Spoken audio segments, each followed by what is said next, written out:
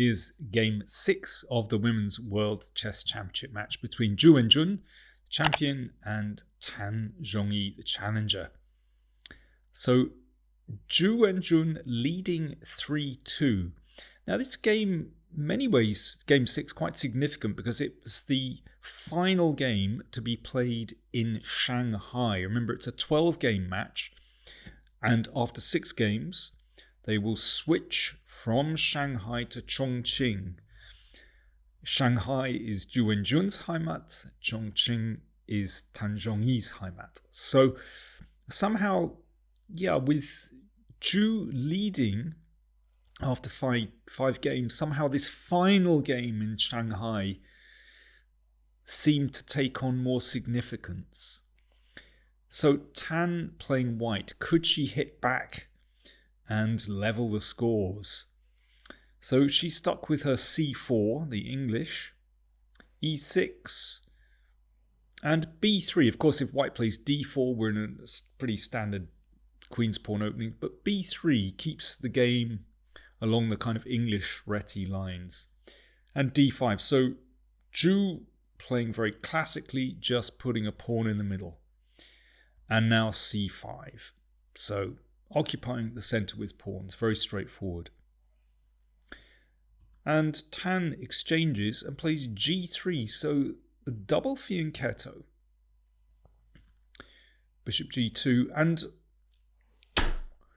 I think Zhu makes quite a controversial decision here, actually. She decides to push with d4.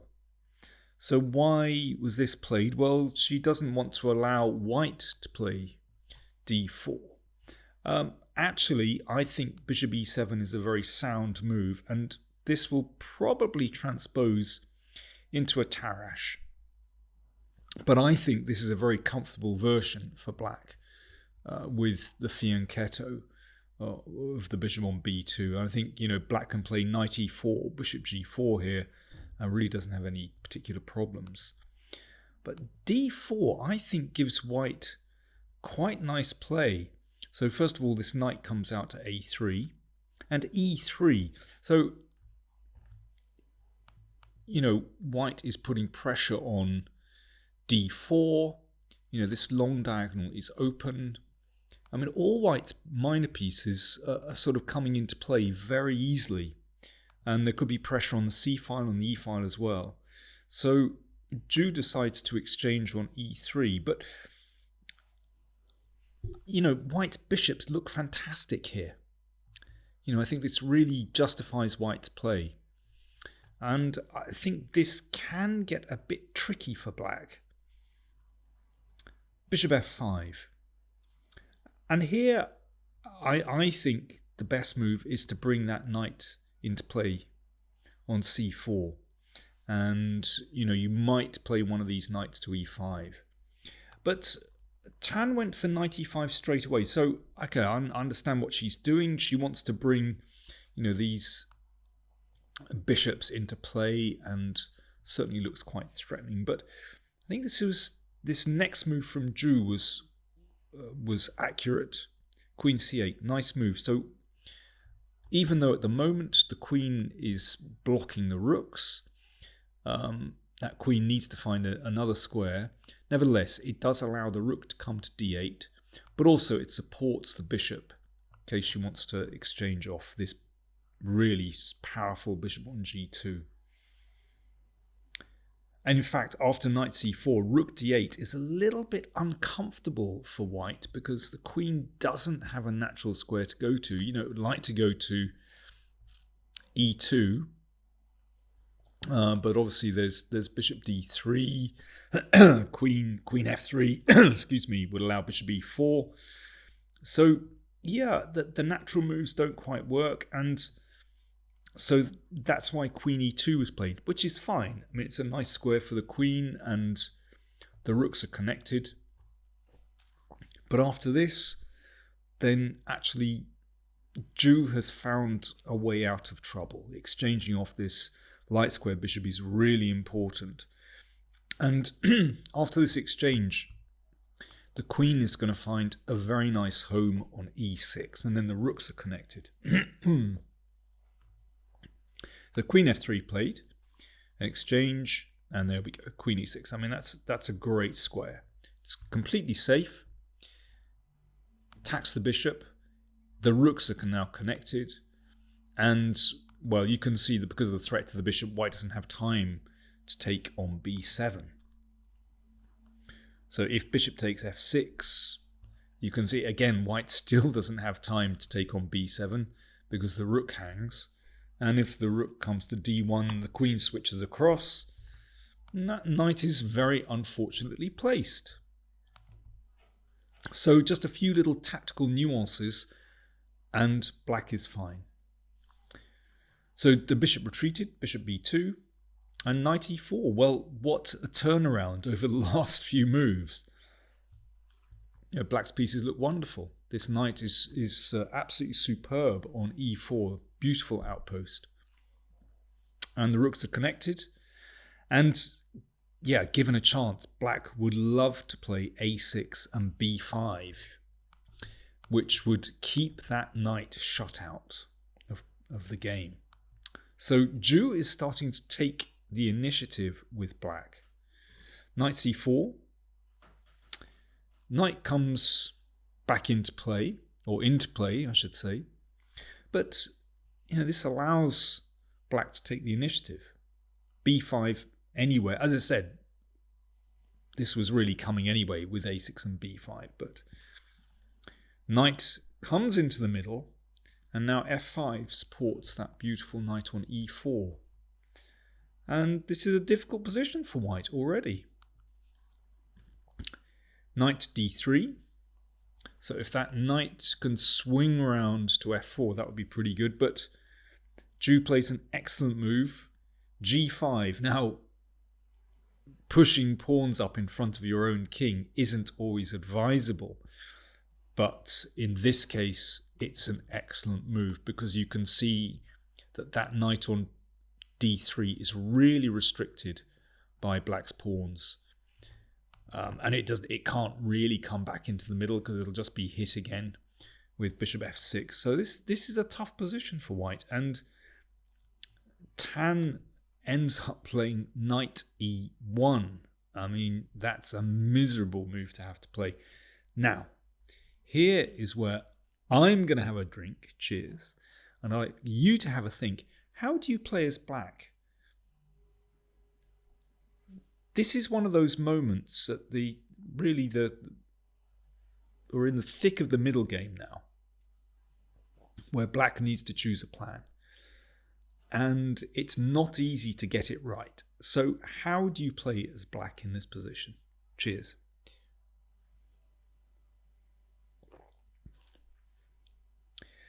Well, Zhu selected a move which was very safe, very sensible, very sound. She played bishop f6. You know, when you see a bishop like that cutting across the board in front of your king, it's very natural to exchange it off. But she could have played in a much more daring way. g4 would push the queen off the long diagonal. Now, queen f4 would actually leave the queen trapped after bishop d6. So the queen goes back. And then c4. Now, this involves some detailed calculation, and you have to get it right. Because if you push the pawns too quickly, then this could turn out to be weak. It could be you're giving a square away. It could be that white suddenly gets a counterattack against the king. So this is risky. You know, you have to get this shot right. But watch this. Rook c1, queen c6. This is tough for the king. And if, let's say, rook takes c4, okay, I mean, probably around here, Zhu would have just stopped and thought, okay, I'm not going there. But actually, the queen can just nudge back to b7, hits the bishop. Black threatens to take and then take on b2. And in the meantime, there are also threats on the long diagonal. And if, for example, rook takes d8, knight c3, discovered check, and wins the queen. Now, There's a lot more to it than that, but g4 and c4 would have been very strong. But it's a tough decision, and you have to get that absolutely right. I mean, I was just dipping in and out of this game, so I didn't see how much time Zhu spent over this next move. But I can imagine she might have just played bishop f6 very quickly. It's kind of her style. You know, she's quite positional, she's quite technical, and when she sees a bishop on b2, she just probably thought, no, let's just exchange that one off. And there's no doubt that black still has a very nice position here. But it does give Tan a little bit of breathing room. And she manages to exchange off all the rooks.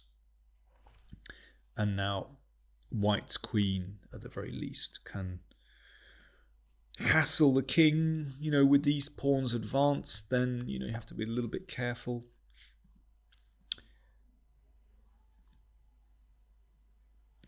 And white should be okay in this position, but it's a little bit tricky. The best move is probably just h3 here, just to prevent black from pushing with g4. Knight f3 played, and suddenly this is a little bit tricky again. White is still fine, but knight f6 puts the question to the queen, and, well, here's the problem. Of course, you would love to play a move like queen e5, but queen c6 is really nasty. Once the long diagonal, once the knight leaves the long diagonal, then this threat is set up, and there's no good defense to g4, pinning and winning. So this is tricky. That's why queen a8 was played, covering the long diagonal. And simple move, h6, just protecting that pawn. Of course, you don't want to push too quickly, because in this case, you know, white has counterplay.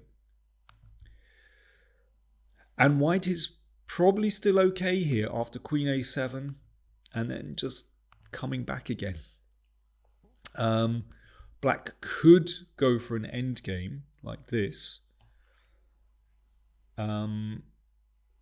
giving that pawn, and again this trick with the pin. But white gets a lot of pawns here for the knight, and that should be okay for white. But Tan played a little bit impatiently here. Instead of checking on a7, she played h4. And after this, after g4, notice that knight cannot hop into h4. And the knight either has to retreat, which isn't great, or this is what happened, queen b7 check. And Zhu forced an exchange of queens. And this is a tremendous endgame for black. I mean, objectively, I would say this is winning. Of course, knights are tricky. Things can still go wrong here, but should already be winning for black. Why? Because this is really a potent pawn majority on the queen side. The king is very well placed to march up the board, support the c-pawn. Even white's kingside pawns are actually a little bit vulnerable. You can see to some extent they're fixed. So adding all that up, very unpleasant for white, and I think it's already lost. f4 was played, which leaves the g3 pawn weak, and that's a mistake. But even f3, I mean, that's a better move, but this is still fantastic for black. As I said, I think this is winning. You know, this is still a vulnerable pawn. This is a better version in the game, but still should be lost. Anyway, f4, really not good, because after this, you can see that white's king really can't get into the game at the moment. So e4 looks like white is achieving something. You know, that's a protected passed pawn, but actually, you know, black has gained so much time here. And this knight protects, but also blockades that pawn, and now the king is ready to support the c-pawn, or indeed invade on the queen side, and this is completely lost. And, well, Zhu, technically, she's excellent. And she managed this one very easily. Let's just zip to the end. Knight e4, you can see this is the issue. That pawn on g3. You know, white's king has to come over to defend to some extent, but g3 is too weak. Of course, there are alternatives, but black is winning. And this just involves a little bit of calculation, but it's not very difficult at all. Basically, black is just pushing pawns, and that was the final move of the game. Tan resigned. Why? Because if she pushes the f pawn, then, in fact, there's no need to queen. What you do is you give up your knight for that pawn first. Of course, if it queens, then knight g6. You take the queen with a nice fork, and then this one goes through. So, a very convincing victory for Zhu Wenjun. I found it very interesting to see how she maintained her style. You know, that was, I think, a very significant moment in the game where we stopped for our think and drink moment. You know, g4, c4, that's kind of rushing it. In fact, it is very good for black. But Zhu Wenjun, she's very pragmatic. She's very steady. Her play is very even. These are positive qualities. And Tan, is much less even in her play. And at various moments in this game, she made inaccuracies leading into that endgame, which is winning for black. And so Zhu Wenjun takes a 2-point lead in the match at the halfway stage. It's 4-2. They'll now take a couple of days break, and they switch location to Chongqing. And let me see, I think the next game is going to be played on Sunday. I'll be checking in after that and seeing whether Zhu Wenjun can actually retain her title. Thanks for watching.